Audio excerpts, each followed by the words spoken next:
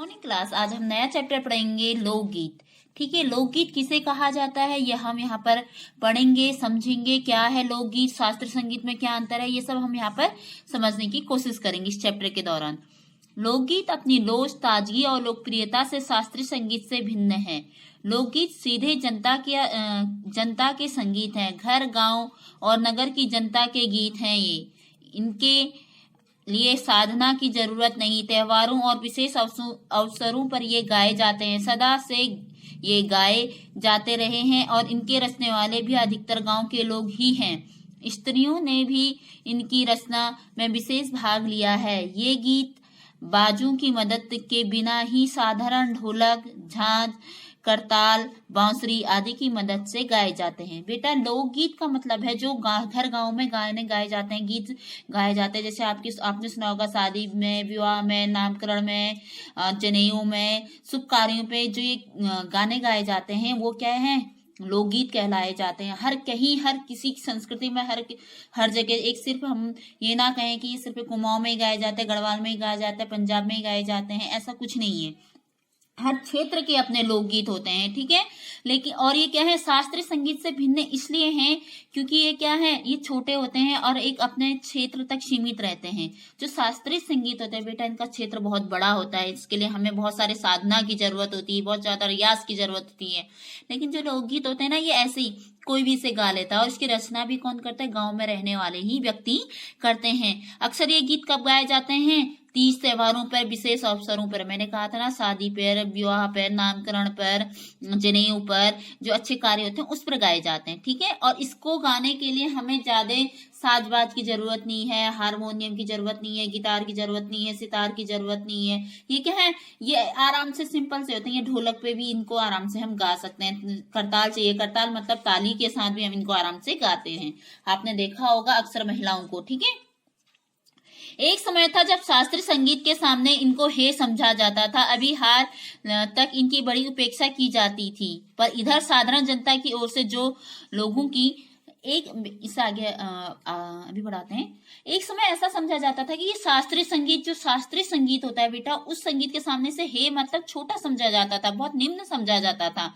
ये इसे उपेक्षा के भाव में इसकी कोई इज्जत नहीं थी उसके सामने, लेकिन इसे उपेक्षा के भाव से देखा जाता था। लेकिन क्या है, अब कुछ समय से ही यह अपनी पहचान पे आया है। देखिए, फिर नजर फिरी है तो साहित्य और कला के क्षेत्र में भी परिवर्तन हुआ है।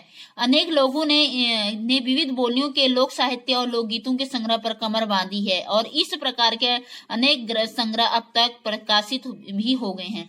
देखिए, लोगों ने क्या है, शास्त्रीय संगीत से नजर फेर कर अपने लोक संगीत की ओर को, लोक संगीत की ओर को नजर डाली तो इन्होंने एक अलग सा मुकाम पाया है। जैसे क्या है, पंजाबियों ने अपने पंजाबी कल्चर को, अपने पंजाबी गिद्दे को एक नई मुकाम पर पहुंचाया। बिहारियों ने अपने भोजपुरी गानों को, और वहीं गुजरातियों ने अपने गरबे को, उनके गीतों को आगे तक पहुंचाया। और हम लोगों अर्थात कुमाऊनियों ने क्या है, अपने कुमाऊं के गानों को, संगीत को, ये सब क्या है, गढ़वाली संगीत, कुमाऊनी संगीत, ये सब क्या है, लोकगीत के अंतर्गत ही आते हैं।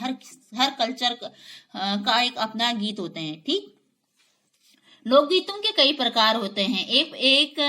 इनका एक प्रकार तो बड़ा ही ओजस्वी और सजीव है। ओजस्वी मतलब तेजवान। ठीक है, यह इस देश के आदिवासियों का संगीत है। वो किसका है, किनका संगीत है, आदिवासियों का। देखिए, मध्य प्रदेश में, ये कहाँ है, मध्य प्रदेश, दक्कन, छोटा नागपुर, गुड़ खान, ओराव, मुंडा, भील, संस्थान आदि जो ये जनजातियां हैं उनके नाम दिए गए हैं, वहां फैला हुआ है, जिनके आज भी जीवन नियमों की जगह से बद ना सका है और निर्द्वंद लहराता है। मतलब क्या है, ये लोग जो हमारे जीवन नियम है ना, जो हम बाहर को सामाजिकता दिखाते हैं, अपना वर्चस्व दिखाते हैं, उनमें अभी तक ये लोग बधे नहीं है। ये अपने आजादी के साथ जी रहे हैं, जैसा इन्हें सही लगता है ये वैसा करते हैं। ठीक है, इनके संगीत और नाच अधिकतर साथ साथ और बड़े बड़े दलों में गाए जाते हैं। ये लोग क्या करते हैं, बड़े बड़े दलों में गोला घेरा बना के गाते हैं। और दलों में मतलब होता है बहुत ज्यादा लोगों में समूह बनाकर। देखिए, कितने कितने लोग होते हैं उसमें, 20-20, 30-30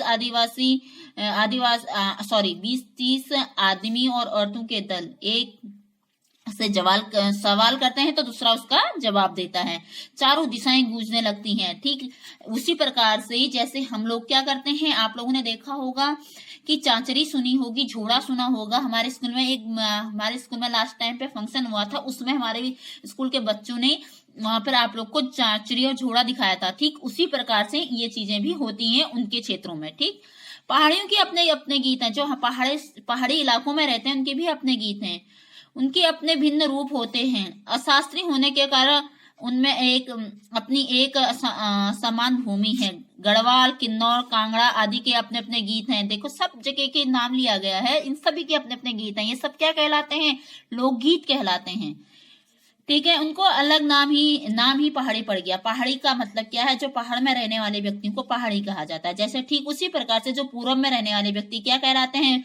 पूर्विया कहलाते हैं। गुजरात में रहने वाले गुजराती कहलाते हैं। पंजाब में रहने वाले पंजाबी कहलाते हैं। बंगाल में रहने वाले बंगाली कहलाते हैं। तो उनकी संस्कृति भी और उनके लोकगीत भी उसी नाम से प्रसिद्ध हो गए हैं। ठीक, वास्तविक लोकगीत देश के गांवों और देहातों में है। ये कह रहे हैं कि जो वास्तविक लोकगीत हैं वो कहाँ है? अभी गांव और देहातों में। देहातों मतलब जो पिछड़े गांव हैं वहां पर, जिनका संबंध देहात की जनता से है। बड़ी जान होती है उनमें उन गीतों में बहुत ज्यादा जान होती है। ऐसा लगता है कि वो आम जनता से लिए गए हैं, उनकी जीवनचर्या पे। उनमें से कौन कौन से हैं? देखिए, चैता, कजरी, बारहमासा, सावन आदि मिर्जापुर, बनारस आदि उत्तर प्रदेश के पूर्वी और बिहार के पश्चिमी जिलों में गाए जाते हैं। ये जो चैता, कजरी, बारहमासा, सावन ये सब कहाँ है? मिर्जापुर, बनारस आदि उत्तर पूर्व साइड की ओर को इन्हें गाया जाता है। बाउल और भितियाली बंगाल के लोकप्रिय लोकगीत हैं। बाउल और भितियाली हैं, ये कौन से हैं? बंगाल के लोकप्रिय लोकगीत हैं।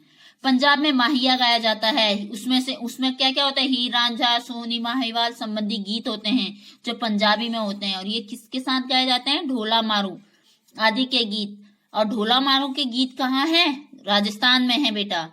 बड़े चाव से गाए जाते हैं। ठीक, जैसे हमारे वहां भी गाए जाते हैं। ठीक है, इन देहाती गीतों की रचयिता कोरी कल्पना को इतना मान न देकर अपने गीतों के विषय रोजमर्रा के बहते जीवन से लेते हैं। इनको ये देखिए, इन्होंने क्या कर लिया है? अपने रोजमर्रा की जो जीवन शैली है, सुबह से व्यक्ति जो उठता है शाम के सोने तक के प्रक्रिया को इन्होंने क्या है? अपने गीतों में ढाल लिया है। और उनका दर्द बड़ा मर्म होता है। ऐसा लगता है कि वाकई में बहुत ज्यादा दर्द है इन गीतों को सुनो तो। उनको राग से कोई मतलब नहीं होता है, बस क्या है? बस एक सुर में गाते हैं, बड़े प्यार से गाते हैं। साधारणतः पीलू, सारंग, दुर्गा, सावन, सोरठ आदि हैं। करवा, बिरहा, धुबिया आदि हाथ में बहुत गाए जाते हैं। बड़ी भीड़ आकर्षित होती है इन्हें सुनने के लिए। लोग बाहर बाहर से आते हैं देखने के लिए, संस्कृति को जानने के लिए। इनकी भाषा के संबंध में कहा जा चुका है कि ये सभी लोकगीत गांवों और इलाकों की बोलियों में गाए जाते हैं। जो लोकगीत होते हैं बेटा वो उस क्षेत्र की भाषा से संबंधित होते हैं। जो उस क्षेत्र में बोली जाती है उनमें गाए जाते हैं। ठीक उसी प्रकार से जैसे यहाँ के लोकगीत किसमें गाए जाते हैं? कुमाऊनी या गढ़वाली में गाए जाते हैं। और बिहार के जो लोकगीत हैं वो किसमें गाए जाते हैं? भोजपुरी में गाए जाते हैं। पंजाब के पंजाबी में गाए जाते हैं। तो क्या है? वो वहां की बोलियों में गाए जाते हैं। ठीक है, इसलिए वो अपने लगते हैं। ठीक है, यही इनकी सफलता का कारण है। भोजपुरी में करीब 30-40 सालों से भोजपुरी में विदेशिया का प्रचार है। ये विदेशिया जो लोकगीत है इसका प्रचार को कितने साल हो गए? 30-40 सालों से ये लगातार गाया जा रहा है। गाने वालों के अनेक समूह इन्हें गाते हुए देहात में फिरते हैं। ये नहीं कि सिर्फ कुछ लोग गा रहे हैं, बहुत से लोग इनको गाते हुए नजर आएंगे तुम्हें। उधर के जिलों को विशेषकर बिहार में विदेशिया से बढ़कर दूसरे गाने लोकप्रिय नहीं है। मतलब बिहार साइड को विदेशिया ही लोकगीत सबसे ज्यादा प्रसिद्ध है। इन गीतों में अधिकतर रसिक प्रियों और प्रियाओं की बात रहती है। इसमें क्या है? प्रेमी और प्रेमिकाओं से संबंधित होते हैं। ठीक है, जिसमें परदेसी प्रेमी होता है और इनसे करुण और विरह का रस बरसता है और वो आता है और चला जाता है, उसी पर इनके गीत बने रहते हैं। ठीक है, जंगल की जातियां आदि के भी दल गीत हैं जो अधिकतर विरहा आदि में गाए जाते हैं। पुरुष एक और होती हैं, दूसरी ओर स्त्रियां होती हैं। ये आपस में क्या करते हैं? सवाल जवाब करते हैं और करते हैं। ये उसी से संबंधित गीत हैं। आगे देखते हैं बेटा, दूसरे प्रकार के बड़े लोकप्रिय गीत हैं आला के। अधिकतर ये बुंदेलखंडी में गाए जाते हैं। आरंभ में इसका चंदेल राजाओं के राज कवि जगनिक से माना जाता था, जिसे आला उद्दल की वीरता का अपने महाकाव्य में बखान किया, पर निश्चय ही उसे उनके छंद को लेकर जन बोली में उसके विषय को दूसरे देहाती कवियों ने समय समय पर अपने गीतों में उतारा, और ये गीत हमारे गांव में आज भी बहुत प्रेम से गाए जाते हैं। इन्हें गाने वाले गांव गांव ढोलक लिए गाते फिरते हैं, इसी की सीमा पर उन गीतों का भी स्थान है जिन्हें नट रस्सियों पर खेल करते हुए गाते हैं। अधिकतर ये खंड गद्य पद्यात्मक हैं और इनके अपने बोल हैं। बेटा देखिए, ये एक प्रकार के बुंदेलखंड में गाए जाने वाले लोकगीत हैं, जिसमें क्या है, आला और उदल की वीरता के गीत हैं, जिन्हें क्या है वहाँ के लोग अपने गाते हुए घरों में फिरते हैं। एक समूह होता है, उनकी वीरता के बारे में इन्हें गाते फिरते हैं, एक घर से दूसरे घर में, दूसरे घर से तीसरे घर में, एक गांव से दूसरे गांव में। और कुछ लोग उन्हीं गीतों को पर क्या करते हैं, नट रस्सियों पर, जो रस्सियों पे गेम होता है, खेल खेलते हैं, वो भी इसी गीतों पर करते हैं। ठीक, अनंत संख्या अपने देश में स्त्रियों के गीतों की है। ये तो गीत भी लोकप्रिय ही पर अधिकतर इन्हें औरतें ही गाती हैं। इन्हें सृजती भी अधिकतर वही है, जैसे मर्द रचने वाले या गाने वालों की भी कमी नहीं है। इन पर गीतों का संबंध विशेषतः स्त्रियों से है। इस दृष्टि से भारत इस दिशा में सभी देशों में से भिन्न है, क्योंकि संसार के अन्य देशों में स्त्रियों के अपने गीत मर्दों या जन गीतों से अलग हैं और भिन्न नहीं हैं, मिले जुले ही हैं। देखिए, अनंत संख्या में अपने देश में स्त्रियों के गीत भी हैं, मतलब बहुत सारे हमारे देश में स्त्रियों के गीत भी हैं बेटा, जो क्या है लोकगीतों पर निर्मित हैं। क्या है, अधिकतर औरतें क्या करती हैं, अपने मनोरंजन के लिए क्या करती हैं, पुरुषों का स्वांग रचती हैं। आपने देखा होगा भी हमारे गाँवों में क्या है, जब शादी चली जाती है बेटा, तो उसमें कुछ औरतें क्या करती हैं, वहां पर अपना मनोरंजन करने के लिए पुरुषों का वेश धारण करती हैं और उस पे अनेक प्रकार के गीत गाती हैं और अपने अनुसार मनोरंजन करती हैं। यह हर क्षेत्र में होता है, हर जगह होता है, अपने अपने लोकगीतों के आधार पर होता है। ठीक है, इसी कारण से ये जो है हमारा भारत देश अन्य देशों से भिन्न है। संसार में इसकी एक अपनी संस्कृति है, जिस कारण से ये अलग है। जबकि और जगह क्या है, अन्य देखो संसार के अन्य देशों में स्त्रियों के अपने गीत मर्दों या जन गीतों से अलग हैं। हमारे देश के क्या है, ये सब गीत अलग हैं उन लोगों से जो अदर देशों के हैं। ठीक है, आगे देखते हैं, त्योहारों पर नदी में नहाते जाते वे राह के, विवाह के, मटकोड़े के, जौन्यार के, संबंधियों के लिए प्रेम युक्त गाली के, जन्म आदि सभी अवसरों के अलग अलग गीत हैं जो स्त्रियां गाती हैं। अनेक अवसरों पर जो आज से ही नहीं, बड़े प्राचीन काल से गाती रहती हैं। देखिए, ऐसा नहीं है कि सिर्फ शादी विवाह में, देखिए स्त्रियों के लिए कहाँ कहाँ है। जब स्त्रियां पानी भरने के लिए नदियों में जाती थी तब भी उनके लिए गाने रहते थे, वो वहां नहाती थी तब भी वो गीत गाती थी, आते हुए गीत गाती थी, विवाह में गीत गाती थी, जन्म में गीत गाती थी, कोई जनेऊ संस्कार हो गया उसमें गीत गाती थी, कोई कीर्तन भजन हो गया उसमें गीत गाती थी, कभी संबंधियों के साथ क्या है के संग गीत का जब सवाल जवाब होता था तब वो गीत गाती थी। मतलब हर एक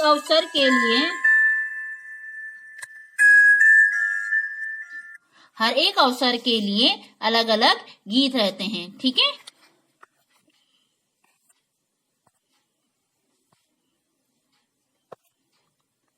आप देखते हैं यहाँ पे आगे हम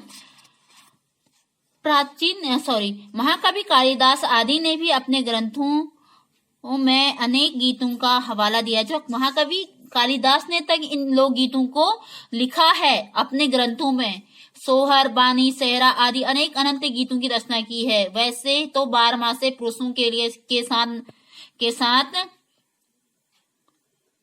नारी भी गाती है। जो 12 मासे गीत हैं वो उनके साथ क्या है, एक केवल पुरुष ही नहीं गाते, उन्हें स्त्रियां भी गाती हैं। एक विशेष बात यह है कि नारियों के गाने साधारणतः कहाँ होते हैं, अकेले नहीं गाए जाते हैं, दल में बंधकर गाते हैं। उनके कंठ एक साथ फूटते हैं, यद्यपि अधिकतर उनमें मेल नहीं होता।